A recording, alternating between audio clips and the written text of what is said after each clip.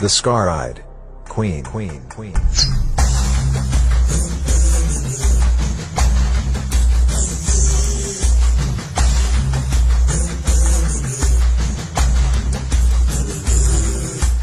Isaac from Bull to Media.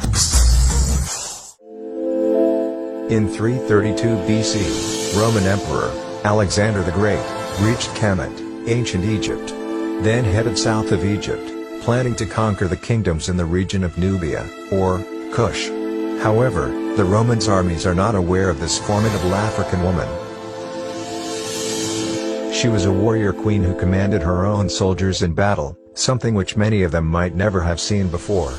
While such a thing may have been commonplace in other kingdoms, but to the Romans, it was something new.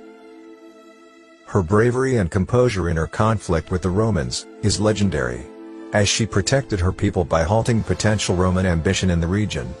She just wasn't having it, and was apparently ready for anything that came her way.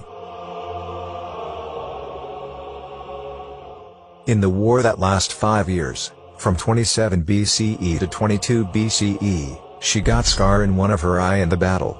But this did not stop her by any means.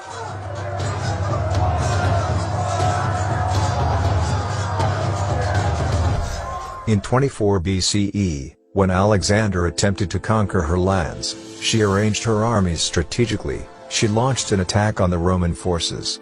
She defeated and destroyed the Roman forces at Syene and Philae of today's Aswan.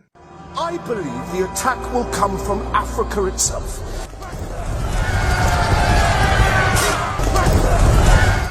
She didn't stop there. She even drove them from Elephantine Island all the way to northern Egypt. Many historians described her as brave, and blind in one eye.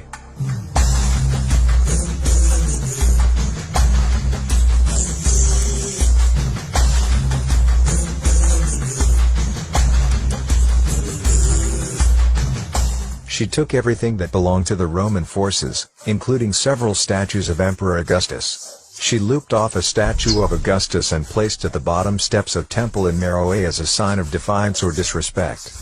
She captured and controlled bunch of Romans' forces and returned to Kush with prisoners. She is Queen Amani Reynas.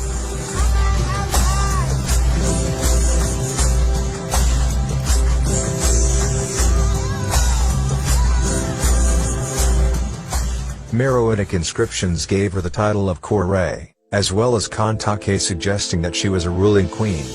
Kandake, which means great woman, was used as a royal title or dynastic name for the queens of Kushites.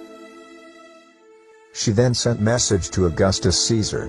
One of the Kushite envoys gallantly presented the Romans a beautiful bundle of golden arrows, and said, "This gift is from the Kandake.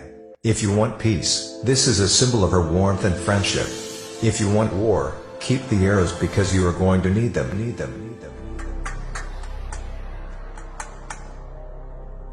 The Romans left the territory and Africans did not have to pay Rome taxes.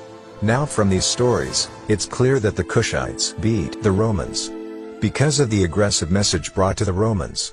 That was the most epic response to the most powerful military on earth at the time. Her leadership, guidance, determination and grit are second to none when it comes to African queens. Later, the Romans reported that the Kushite army was led by a Kandakes, who was a very masculine sort of woman, and blind in one eye.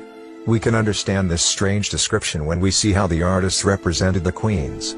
They were massive, powerful women, covered with jewels, elaborate fringed, and tasseled robes.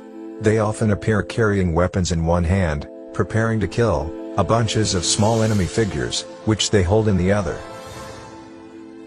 In 1910, a team of archaeologists from Liverpool University discovered the bronze statue's head of Augustus under the throne of Queen Amani Reynas. It's now in British Museum. It's clear that it appears to have been lopped off and placed on the bottom steps of the temple. This also shows that how she humiliated the Roman Empire led by Augustus Caesar. Even though the kingdom no longer exists, there are remnants of the civilization, and those along with the contemporaneous stories, give us a good idea of what a brave queens of Meroe were.